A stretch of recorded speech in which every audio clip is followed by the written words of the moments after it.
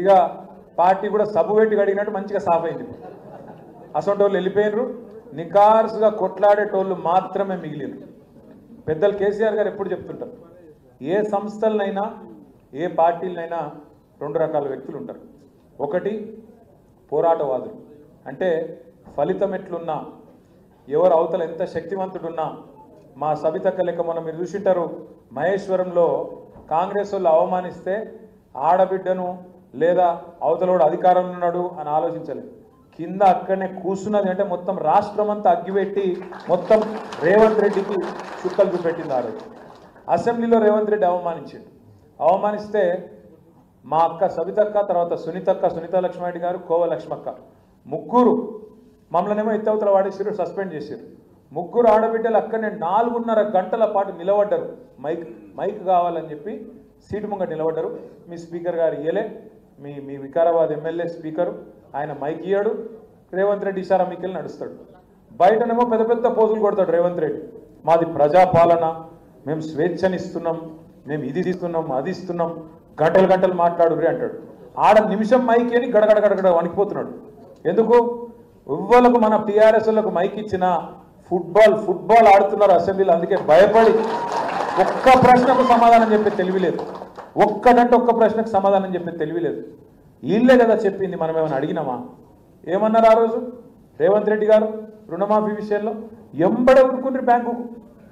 December 9 లోపల ఎప్పుడన్నా పోయి 2 లక్షలు తెచ్చుకోండి, నేను వస్తూనే ఉండి సంతకం పెడతానే ఉంటా అన్నాడు. అయిందా మరి? ఏ ఊళ్ళోనైనా చారణ అయిందా రుణమాఫీ? అందుకే రేవంత్ రెడ్డి గారిని అడిగినాం అసెంబ్లీలో, మైకు దొరికింది. దొరికితే అడిగినా, ఏ ఊరు పోదామా చెప్పు, నీ కొండారెడ్డిపల్లె పోదామా, నీ సొంతూరు, లేదా కొడంగల్ పోదామా, యాడికి పోదామో చెప్పు, నువ్వే చెప్పు. దబ్బనగిన ఎక్కడైనా ఏదైనా ఒక ఊళ్ళే రైతులు రాసిస్తే 100% రుణమాఫీ అయిందని ఏ ఒక్క ఊళ్ళే రాసిచ్చిన రాష్ట్రంలో రాజకీయ సన్యాసం చేస్తా అని చెప్పిన ఇయ్యాల కూడా కట్టుబడి ఎక్కడ కాలే రుణమాఫీ. 100% రుణమాఫీ అనేది పచ్చి బోగస్. 25% కూడా కాలే. ఇది నేను ఉత్తగానే అమాంతం తగదని చెప్తలేను. ఇదే రేవంత్ రెడ్డి ప్రభుత్వం డిసెంబర్ 2023లో రాగానే బ్యాంకులతో మీటింగ్ పెట్టారు. మీటింగ్ పెడితే బ్యాంకు వాళ్ళు ఏం చెప్పారు, మొత్తం రాష్ట్రంలో 2 లక్షలు రుణమాఫీ చేయాలంటే 49,500 కోట్ల రూపాయలు అవసరం అని చెప్పారు. 49,500 కోట్లు అంటే దగ్గర 50,000 కోట్లు కావాలి అని చెప్పారు. తెల్లారి ముఖ్యమంత్రి గారు ఎక్కడో ప్రెస్ మాట్లాడిండు, ఏమున్నదా 40,000 కోట్లు మేము ఒక్క సంవత్సరం కడుపు కట్టుకుంటే 40,000 కోట్లు కట్టి పారేస్తా అన్నాడు.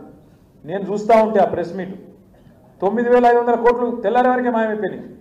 49,500 కోట్లకి వెళ్ళి తెల్లారే ముఖ్యమంత్రి నోటికాడికి వచ్చే వరకు 9,500 కోట్లు ఎగిరిపోయినాయి. సరే అయినప్పటికీ కడుపు కట్టుకుంటా అన్నాడు, చేస్తాడేమో, 40,000 కోట్లు కడతాడేమో అనుకున్నాం. మళ్ళా చూస్తే ఇంకో 15 రోజులకు క్యాబినెట్ పెట్టింది. క్యాబినెట్లో రుణమాఫీ అని చెప్పారు. ఇది పార్లమెంట్ ఎలక్షన్ కోసం 31,000 కోట్లు అన్నారు. పూర్యం 40,000 కోట్లు 31,000 కోట్లు ఎట్లయిందిరా అంటే చెప్పేటోడు లేడు. 9,000 కోట్లు ఇంకోటి కట్టు. ఆడికెళ్ళి మళ్ళీ వెంటనే అసెంబ్లీలో బడ్జెట్ పెట్టింది. 31,000 కోట్లు పోయింది. క్యాబినెట్ నుంచి అసెంబ్లీకి వచ్చే వరకు 5,000 కోట్లు మాయమైంది. 26,000 కోట్లు అన్నారు, అది కూడా పోయింది. ఆడికెళ్ళి మొన్న ముఖ్యమంత్రి గారు మహబూబ్ నగర్లో పెద్ద మీటింగ్ పెట్టి లొల్లి పెట్టుకుంటే చెప్తుండు, నేను మొత్తం రుణమాఫీ చేసేసిన 18,000 కోట్లు ఇచ్చిన అని అక్కడ చెప్పిండు. అంటే ఆడికెళ్ళి మళ్ళీ 8,000 కోట్లు వీకింది. బట్టి విక్రమార్క గారు పాపం ఆయన అమాయకుడు, ఆయనతో నిజం చెప్పిండు. ఒక్కడ మాట్లాడుకుంటా ఇప్పటి వరకు ఖాతాలలో 11,000 కోట్లు కూడా పడలేదు అని ఆయన చెప్పిండు. ఎక్కడ 49,500, ఎక్కడ 11,000. అందుకే నేను అంటున్నా, చారాన కూడా కాలే, ఇది వాస్తవం. అందుకే ఏ ఊళ్ళో పోయి రైతుల కాడ గొట్టం పెట్టగానే ఏమంటారు, రమ్మను రేవంత్ రెడ్డి మేము చూస్తాం, ఇక్కడ రమ్మను ఒకసారి అంటారు. నిజంగా చెప్తున్నా రేవంత్ రెడ్డి గారు, నీ ఆరోగ్యం మీద ఫికర్తో చెప్తున్నా, పొరపాటున కూడా సెక్యూరిటీ లేకుండా ఊళ్ళకు పోతే మాత్రం రైతులకు దొరికితే అది లగచర్ల కాదు, రోడ్డు బండ తాండ కాదు, ఎక్కడ పోయినా రోడ్లేసి దంచినట్టు దంచి ఉరికించుకొట్టేటట్టున్నారు. రేవంత్ రెడ్డి ఇంకోలా చూస్తేట్లు లేరు. రైతులు ఇలా కాంగ్రెస్ వాళ్ళు ఓట్లు అడిగేందుకు వస్తే దంచి కొట్టడానికి సిద్ధంగా ఉన్నారు. దయచేసి కాకపోతే నేను మిమ్మల్ని కోరేది ఒకటే, ఇవాళ మనం చూస్తున్నాం ప్రజలు కోపంగా ఉన్నారు, వాస్తవం. రుణమాఫీ కాలే. కేసీఆర్ గారు చెప్పినారు, రైతు బంధుకు రామ్ అవుతుంది కాంగ్రెస్ వస్తే అని చెప్పిండు. చెప్పినట్టే కేవలం ఎలక్షన్లు ఉన్నప్పుడు పార్లమెంట్ ముందు అది కూడా మనం ఎన్నికల ముందు దాచిపెట్టిపోయిన పైసలు వేసినట్టు చేసిండు. పెంచుతా అన్నాడు కేసీఆర్. 10,000 ఇస్తే నేను 15,000 ఇస్తా అన్నారు కిండు. కానీ మళ్ళీ ఆఖరికి ఆ 7,600 కోట్లు ఏదైతే కాంగ్రెస్ వాళ్ళే ఆపినరో ఎలక్షన్ల ముందు ఎన్నికల కమిషన్కు ఉత్తరాలు రాసి ఒక గవే పైసలు 4 నెలలు సతాయించి పార్లమెంట్ ముంగట వేసినట్టు చేసిండు. మళ్ళీ అప్పటి నుంచి ఇప్పటి వరకు రూపాయి ఇయ్యలే. అప్పటి నుంచి ఇప్పటి వరకు రూపాయి కూడా వడలే. మళ్ళీ మొన్న అన్నాడు టకీ టకీమనేస్తా అన్నాడు. ఎందుకంటే కేసీఆర్ టింగు టింగు అన్నాడు కానీ నేను టకీ టకీ అంటా అని టకీ టకీ అన్నాడు.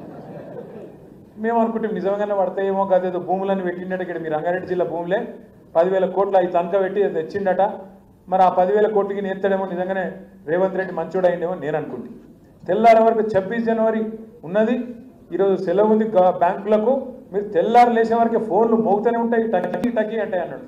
పడ్డాయా మరి టకీ టకీ? పడ్డాయా? టకీ లేదు, టుకీ లేదు, ఏది దిక్కు లేదు. పడ్డదా తులం బంగారం టకీ టకీమని? పడ్డదా 2,500 టకీ టకీమని? 4,000 పెన్షన్లు పడ్డాయా ముసలోళ్ళకు టకీ టకీమని? మరి చెప్పాలన్నా వద్దా ఇవన్నీ మనం ఊళ్ళల్లో? దయచేసి నేను మిమ్మల్ని కోరేది ఏంటంటే రాజకీయాల్లో అప్పుడప్పుడు గెలుస్తాం, అప్పుడప్పుడు ఓడతాం. ప్రజలు మనకు 2 సార్లు అవకాశం ఇచ్చారు. 2 సార్లు వికారాబాద్ ఎమ్మెల్యే గెలిపించారు. మనకు 14 గెలిపించారు, 18 గెలిపించారు. మీ వాళ్ళు ఇమాందారులే. వికారాబాద్ వాళ్ళు ప్రజలు మంచోళ్ళు, ఇమాందారులు గెలిపించారు. మనమే చిన్న చిన్న పొరపాట్లు చేసుకున్నాం. ఏ మాటకు ఆ మాట మాట్లాడుకోవాలి. మనమే చిన్న చిన్న తప్పులు చేసుకున్నాం. కొంతమంది కలుపుకపోయేది ఉండే కలుపుకపోలే. కొంతమందిని అట్లా కాదు ఇట్లా అనుకున్నాం. చిన్న చిన్న మిస్టేక్స్ చేసుకున్నాం. తక్కువ తేడాతో ఓడిపోయినాం. ఎక్కువ తేడా ఏం కాదు. ఆనంద్ కూడా బ్రహ్మాండంగా పనిచేసిండు.